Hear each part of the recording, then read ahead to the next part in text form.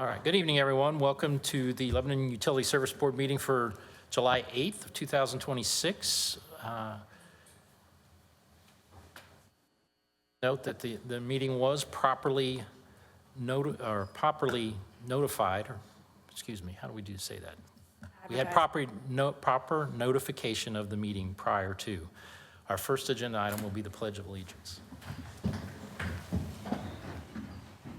Pledge allegiance to the flag of the United States of America and to the republic for which it stands, one nation.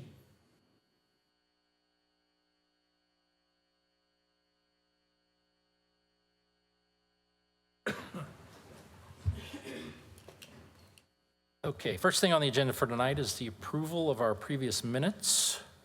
June, not, it says July, it's June. From June, our meeting on June 17th, not July. Assuming those minutes have been read. If so, we can entertain a motion. I make a motion we approve the minutes for June 17th, 2026. Second. Motion has been made and seconded for approval of the minutes. All those in favor? Aye. Aye. Motion passes. Second on our agenda tonight is the LEAP Lebanon latest update, just an information topic from Ryan and Joe. Yes, I'm just going to do a quick introduction and let Joe go through this. Joe and his team had a great idea to get together a lot of the different groups throughout town, some of the construction groups, Lilly, Meta, Lebanon Utilities, to make basically part of the website that's a one-stop shop to where you can get information from everybody that's involved.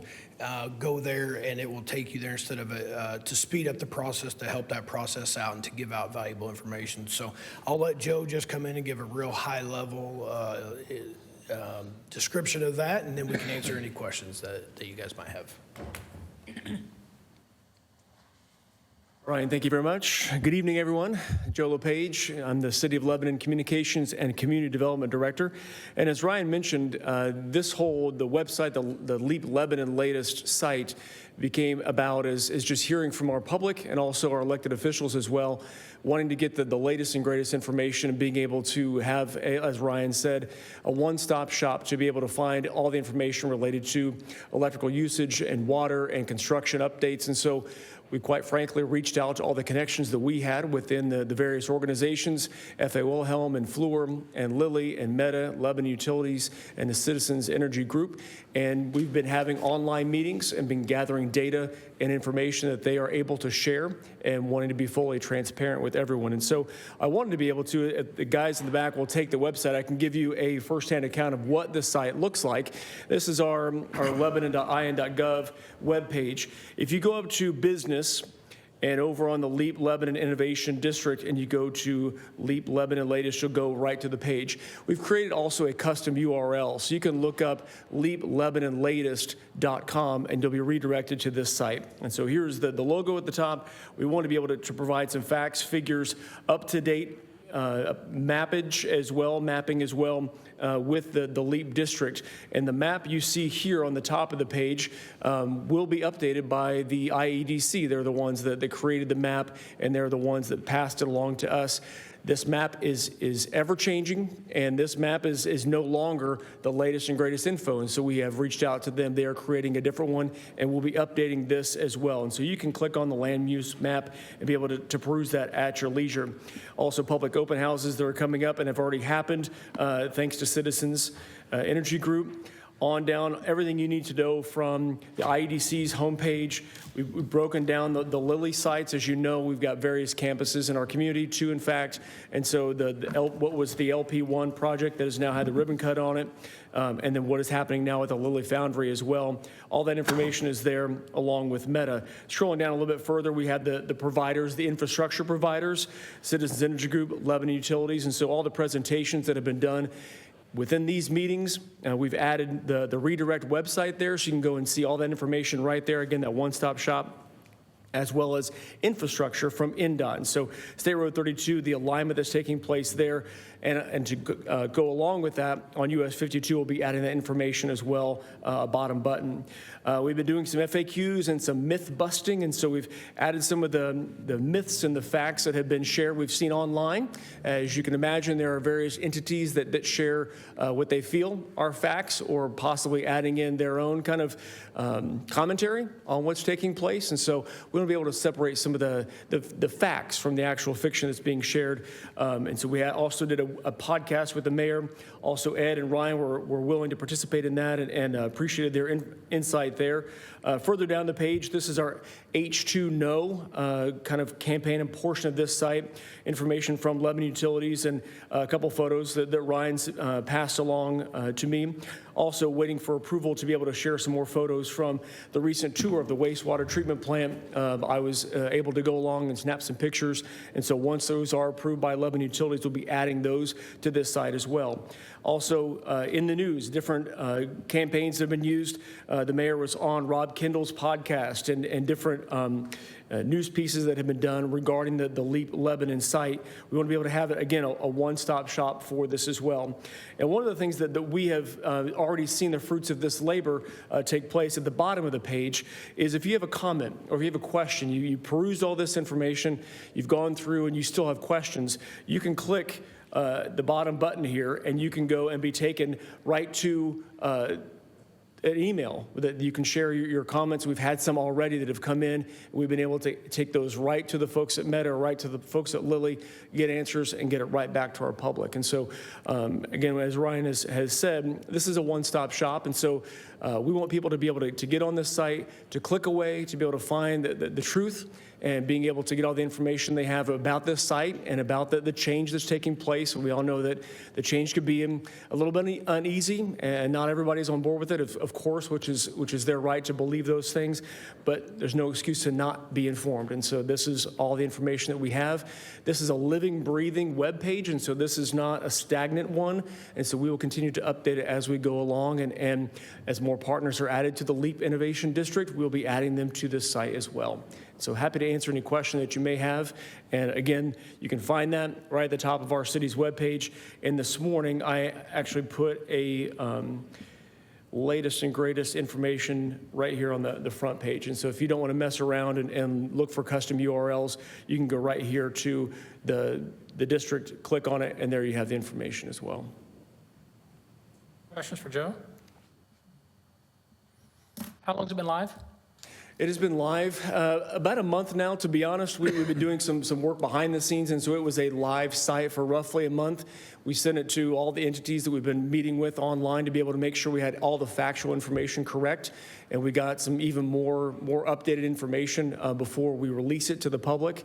But it has been live on the city's web page for about a month now. We went public with it the last couple of weeks, though. So as we receive questions and then respond to the public, do we also publish those questions and answers for everyone else to see? That is the exact plan, absolutely. And so Lebanon Utilities has their own email that they've been directing people to get questions, and they've been utilizing the back and forth conversation. Once we get utility-related questions, we've had one that's been Meta-related, one that's been Lilly-related. We'll be sharing those questions and answers, especially if we get a number of our residents and visitors that have similar or same questions. Comments from the members? All good info. Yeah, I think it's really good. And again, we want to be as transparent as possible. We're hitting many different places right now. This kind of puts many of the different pieces together, which is very nice. All right, thank you, Joe. All right. Our fifth agenda item is water and wastewater CIP corrections. I do believe we want to table this item at the moment. So if so, I'd like to hear a motion. Make a motion, we table item number 5. Second? Had a motion and a second to table our water and wastewater CIP corrections. All those in favor? Aye. Aye. Those opposed? Any comments? All right, Motion passes. We are tabled. All right. Item number 6, Ryan, Sugar Creek Backwash Tank Cleaning. Yes, this request is for the approval of Wabash Valley Hydrovac LLC to perform a cleaning of the Sugar Creek backwash tank. This is a routine service that we get. It is a routine cleaning. It is also part of our IDEM discharge permit. We have a holding tank for our backwash water. Before we can release that to the nearby stream, we have to make sure that it fits all the parameters. And the holding tank allows for iron and anything that comes out of the filters to settle down. Well, as it settles, it starts to build up, and we used to wait for quite a while, and it was a pretty labor-intensive process. Now we're doing it every year once we finally caught up, and it makes it much more streamlined and less downtime. I will say the only difference is I am asking to approve the higher bid. The reason for that is the amount of trucks that are being used. The higher bid has 4 trucks available, which means that the Sugar Creek backwash tank will be out of service 2 days instead of 3.5. And we need to backwash, so we can't backwash while that tank's out of service. So that will limit the amount of downtime. It's about I think a $4,000 or $5,000 difference. It's a not to exceed, so we do stay under budget either way. But for the request, normally we take the low quote or the low bid. This I'm asking to take the higher one because of the availability of the extra vac truck. It's worth it to us to not have, because we go 3 days between backwashes. So it's worth for us to not have any downtime on that backwash tank. And I can answer any questions that we might have. Hey, Ryan, how large is this backwater tank? The backwash tank holds 150,000 gallons. Now, the vac trucks will, when they vac it out, they release the water, so we're not getting charged for that. Well, that used to be how it was, but now they can compress and get mostly solids as they haul them away. So we're not sure of exactly, because it's a confined space, so we don't go down there and to measure anything, but once we got it cleaned out, the $50,000 that we budget every year has been enough to keep it cleaned out. So we have a do not exceed on this. And the way we operate this, at the end of each day, they give us a report of where we are on that 50,000. So we can make sure and have that conversation that, we spent 35 today, we can't spend 35 tomorrow because we will exceed that 50,000. So they know very explicitly that when we get to 49,500, that's the end of that, so we can stay within budget. So the tank's a 150,000 gallon tank. Give or take, yeah. Okay. It's sloped, so it's hard to measure. And the hard part is the way it's sloped. We used to have backwash pumps. And then IDEM didn't like those, so we had to get rid of them. And so the tank sloped this way, and they have to vac from the shallow end. So it's hard to tell how much debris is in the bottom. But yeah, that tank's about 150,000, 200,000 gallon tank, give or take. Yeah. A lot of sludge. A lot of sludge, a big tank. And they go through, Wabash Valley will go through and they take a core sample. They take that to the dump site, they get it tested to make sure that it meets all IDEM, EPA approvals before they do that, and then will give us the paperwork that says that they will accept this backwash waste and that it meets all the parameters. So they will do all that. That's part of the money that they do is the sampling process also to give us documentation to give to IDEM when we have our inspections. Other questions? Questions from the public? Comments? All right, we have a motion. Make a motion, we approve a Wabash Valley Hydrovac to vac and clean Sugar Creek backwash tank for an amount not to exceed $49,500. Second. We have a motion and a second for the Sugar Creek backwash tank cleaning. All those in favor? Aye. Those opposed? Motion carries. Item number 7, demolition of 407 Fordyce Street. Permission to advertise, Ryan? Yes, this is a permission to advertise. We recently closed on the property on 407 Fordyce and East Fordyce Street, and the house there had caught on fire, so it needs to come down. The barn there, it needs to come down. The plan is to demolish everything, put grass, dirt and grass seed in. We'll mow it until a future project is designated for that site. We'll mow and maintain that and keep the trash picked up and everything there. But we want to go ahead and advertise for that with the help of BF&S. And so that's what the request is for today. Why don't we solicit bids directly rather than go through the RFP process? Pardon me? Why don't we solicit bids directly rather than go through the RFP process? So John might be able to explain that more. We've just had great success by going through the RFP process with demolition. We've done a few of them the last few years, and we get highly competitive bids. But John, if there's more to it than just making it easy for me. No, we'll actually be soliciting quotes, not a request for proposal. So it'll be a hard bid, Okay. hard bid quote to get, and it'll be compared on pricing. So we have 3 or 4 different vendors that we've had really good success with at BFS and at Lebanon Utilities when we've done demolition projects in the past. So The reason I ask this is that, for example, when we purchase vehicles, we don't go through an RFQ process, and therefore we don't entail that extra expense.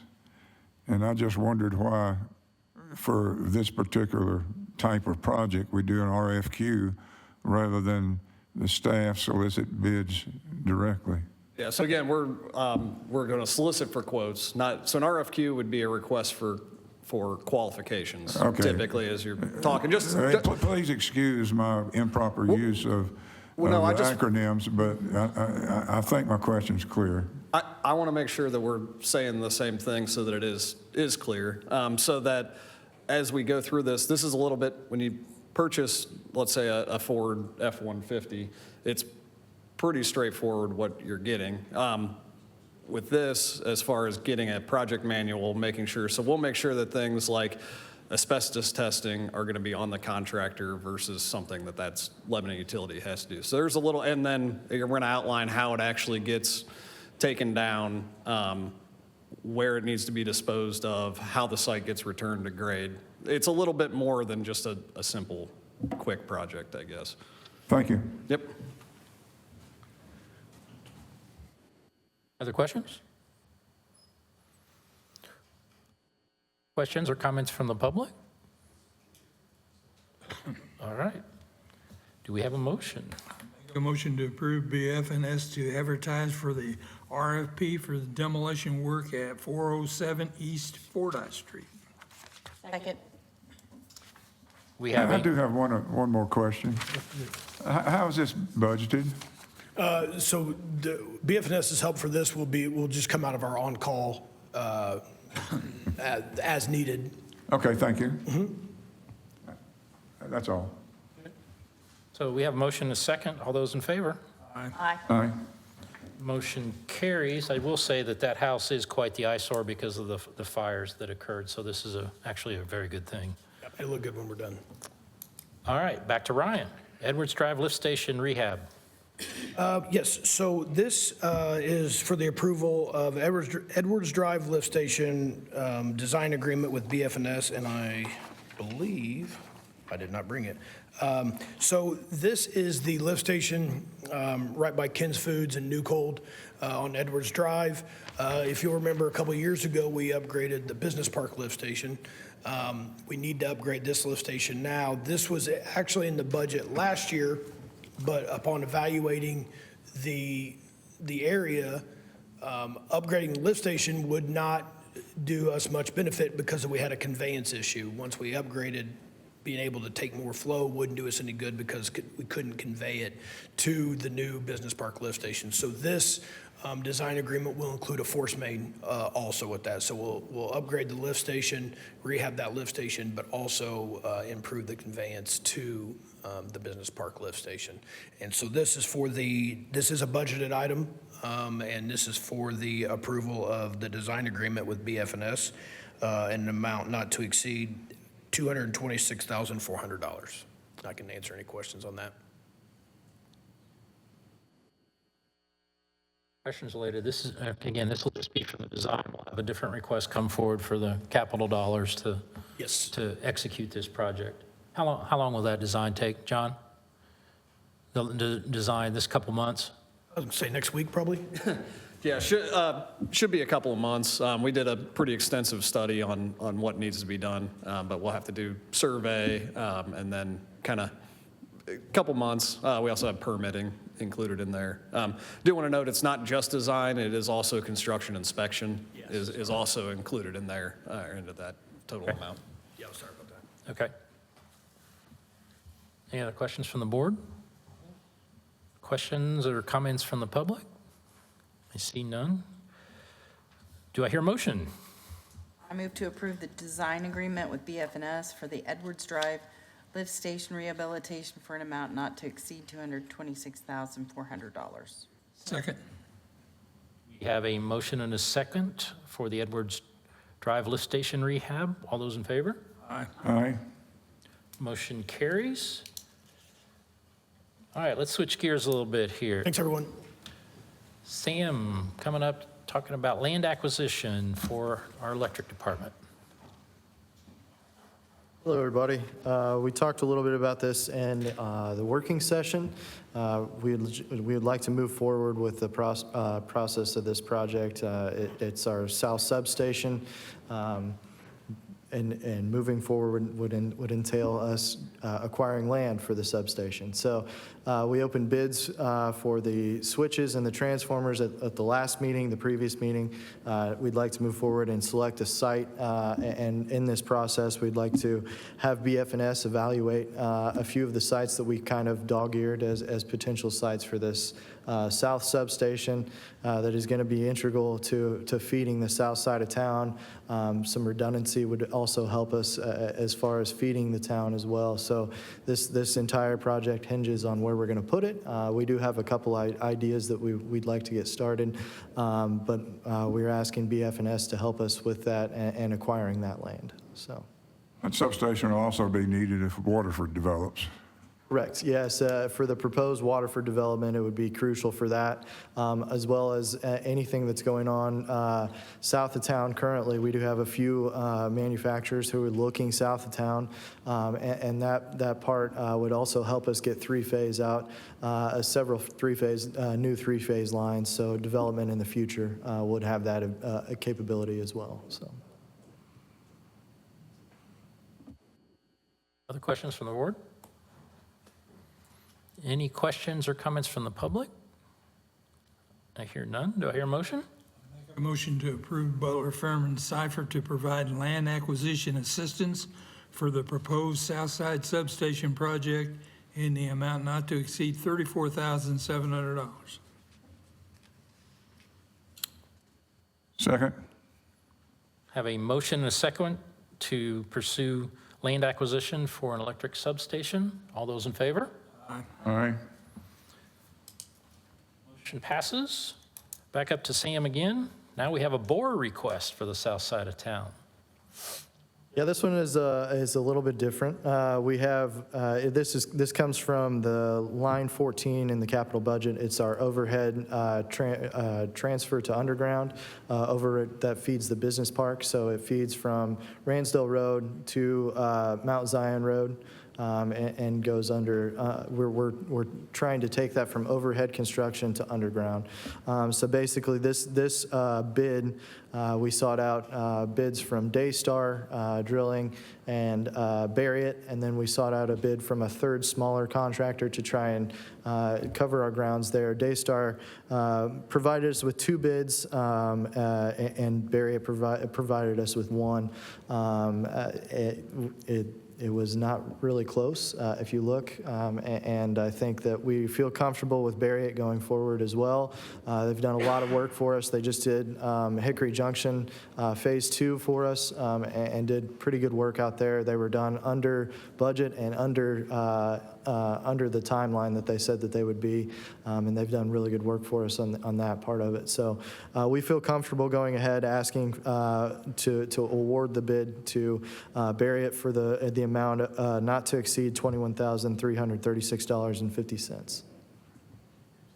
The difference between the bids was fairly shocking when looking at them, Sam. What's our confidence level in this? It's still pretty confident. Talking with the Barriott guys, they felt like they could do some of this at night, which would alleviate some traffic on 65. I believe Daystar was planning on doing it during the day. They needed some traffic monitoring as well. So I feel fairly confident that we'll be okay when it comes to this. Yeah, that's what I noticed when I was looking at the quotes, that there was a substantial amount in Yes. the other one for traffic control, so that kind of led me to question, I mean, are you all confident that we're not going to need that level of traffic control? Yeah, after talking with Barriott, they're actually going to stay further back than what Daystar was comfortable doing when they shot it across the interstate there. So I did reach out after I received the Daystar quotes just to make sure that Barriott would not incur another cost. I was assured that if they were to incur a cost and there was supposed to be something with that, it would not be billed to us. So.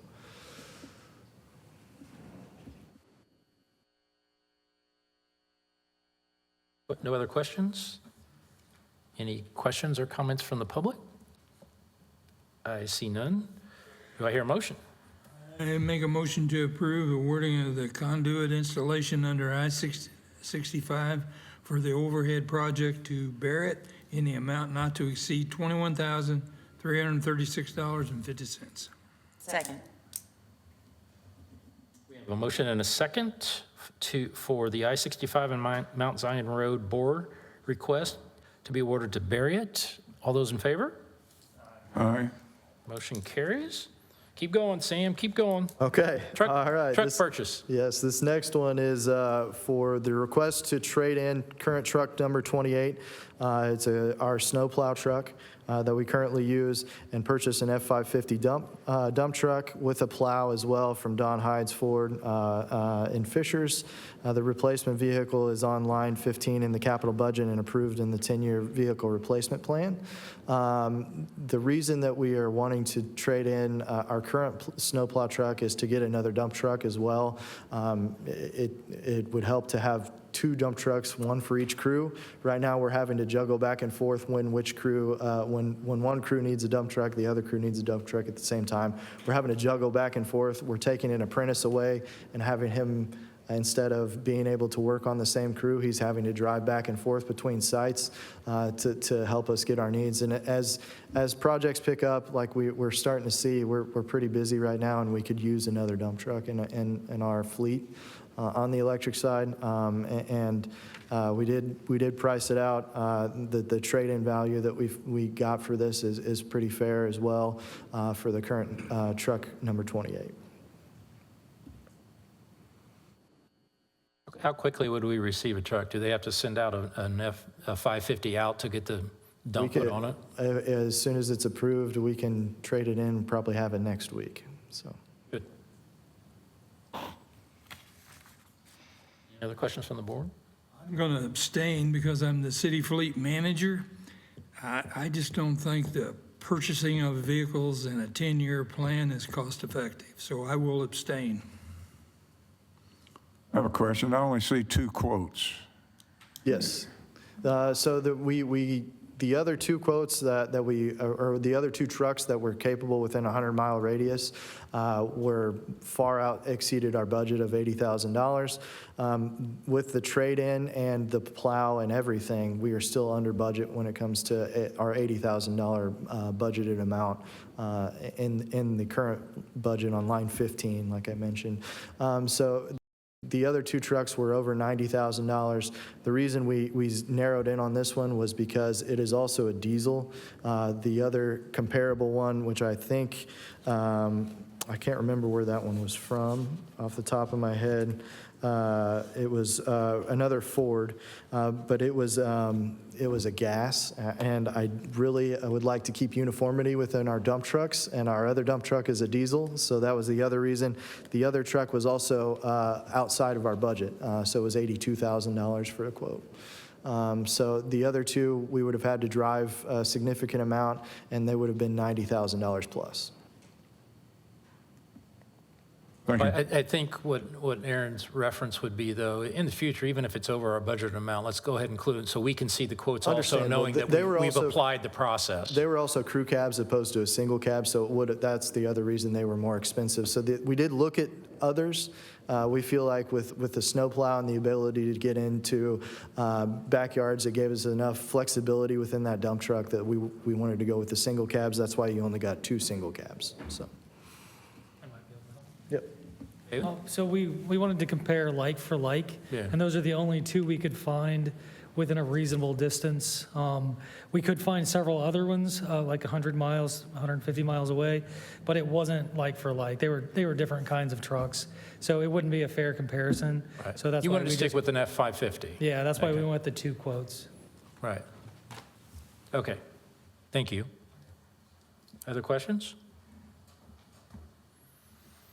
Any questions from the public or comment from the public? No? Do I hear a motion? I'll move to approve the trade-in of truck number 28 with plow for the purchase of a Ford F-550 dump truck and plow from Don Hines Ford for an amount not to exceed $77,195.50. Second? We have a motion and a second. Other comments? All those in favor? Aye. Motion passes. One more time, Sam, one more time. All right, here we go. This one is a little bit of a different request from us. The electric department currently contracts mowing services for our garage over at 1300 West Main. We're requesting the approval to purchase a mower and bring those services in-house.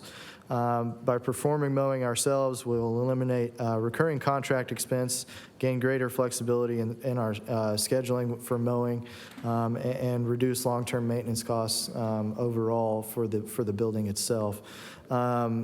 The anticipated savings from discontinuing the mowing contract should pay for itself in about 2 years, roughly, a little less than 2 years. And we would be taking the money from the transformer budget, which we have only spent about $60,000 of to date this year. We have $500,000 budgeted for that amount, so we would take the roughly $11,598 to purchase the mower from there. We also looked at several different vendors for mowing. We looked at one in Crawfordsville. We looked at Reynolds Farm Equipment here in town, and then Russo, which is formerly Howard's Lawn and Garden. And we came to determine that with shout out to Caleb Skank, who did the groundwork on that, used to work for the Parks Department, priced out mowers for them for a few years as well. We came to determine that the zero-turn Z-Master 60-inch 4,000 model from Russo, which is, again, formerly Howard's Lawn and Garden, was the best fit for us for this if you determine that we can bring that in-house.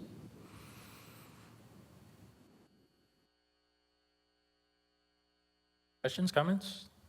Questions or comments from the public? If not, you have a motion. I'll move to approve the purchase of a Toro 60-inch 4,000 from Russo Outdoor Power Plus in the amount not to exceed $11,598. Second? Other comments? We have a motion and a second. All those in favor? Aye. Aye. Motion carries.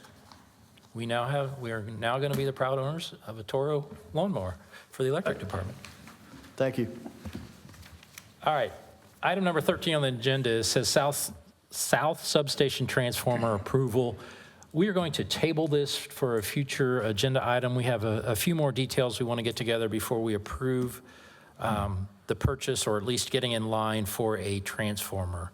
So with that being said, do we have a motion for a table? Make a motion, we table item 13. Second. So we have a motion and a second to table our discussion regarding the South Substation transformer. All those in favor? Aye. We shall table it. Last agenda item, next to last. Approval of claims and transfers dated July 8th. I'm assuming folks, if so, have so chosen, have reviewed. There are rather large numbers for these claims and approval relative to other meetings. 20 million and almost 7 million. Do I hear a motion? I have a question. Sure. Why is it so large? What is the amount so large? The construction. Yeah, there's several claims in here for the LEAP construction. I believe one of them alone was over $4 million, There were quite a few of them. and there were quite a few of them. Yeah, with the number of projects we have million-dollar to multi-million-dollar claims coming in monthly now from multiple different contractors because of all the different projects we have moving right now. And most of those are also being paid for by the bond, but because of the process, we still have to bring them through here and get those approved. They're being paid by the bond. All of the big construction ones are.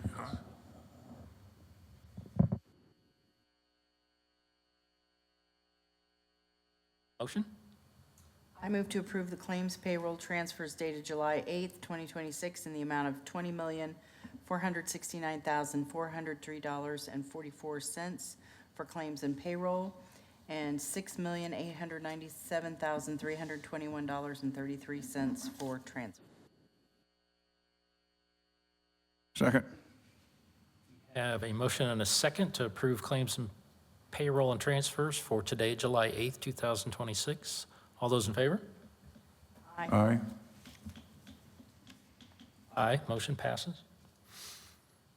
Any other business that may come before the board? Do we have reports from Ryan, David? Doesn't look like today. Andrew/Ed? I do not have anything today. All right. In all of our public forums, we do like to appreciate and provide opportunity for the public to comment at the end of our meetings. Is there anyone tonight who would like to comment?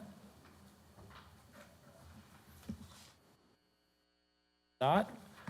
Our next board meeting will be 2 weeks from today, Wednesday, July 22nd, 2026 at 5 p.m. Do I hear a motion to adjourn? Make a motion, we adjourn. Second. All those in favor? Aye. Aye. We are adjourned. Good.